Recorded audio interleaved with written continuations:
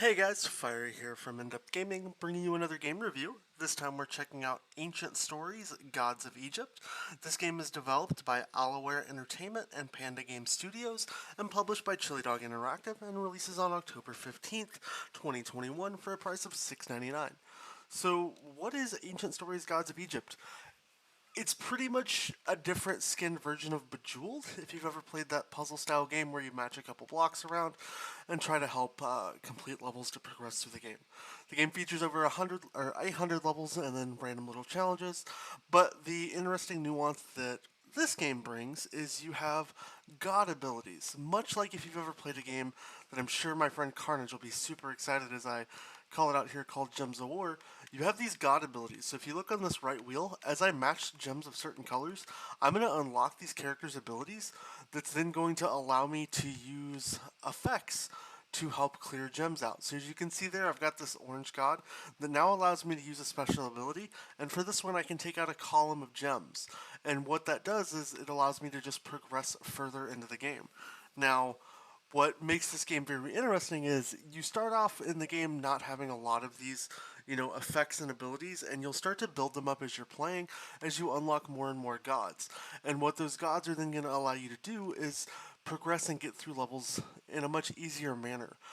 You have to micromanage your time as every level gives you a limited amount of moves, so you do have to make sure you're working at using your abilities to the best of your ability, no pun intended there, to complete those levels, get your matches, and clear things out.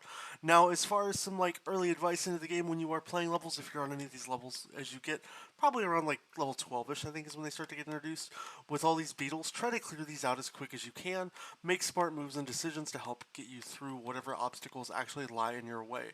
And then if you do encounter these little Pharaoh Sphinx sarcophagus kind of guys, use them when you can and use all these abilities anytime you can to help clear out areas. Chain together combos, try to get the biggest, connection point of any of the guys you can, because that's really what's going to help set you up to succeed in this game. And it's just a constant managing your abilities while you're playing.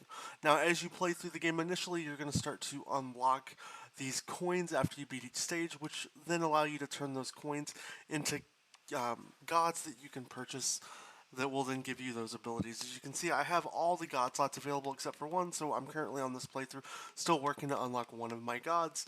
Now, a part of the game that I didn't really realize when I initially started playing is just because you have a beetle here doesn't mean you can't swap it with other parts.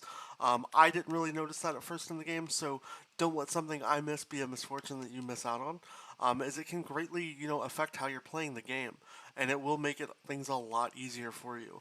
And then just pay attention to those move counter trackers on the side. Those are things that are really going to help stop you up and allow you to really get through the game when you're playing.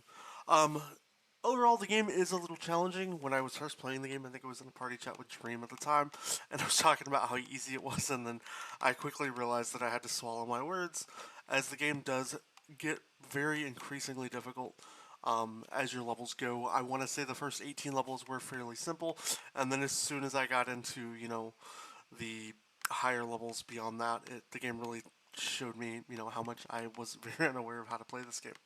And decided to just kick me in the teeth, which was still very fun and challenging all in the same, because I do love a good challenge when it comes to games.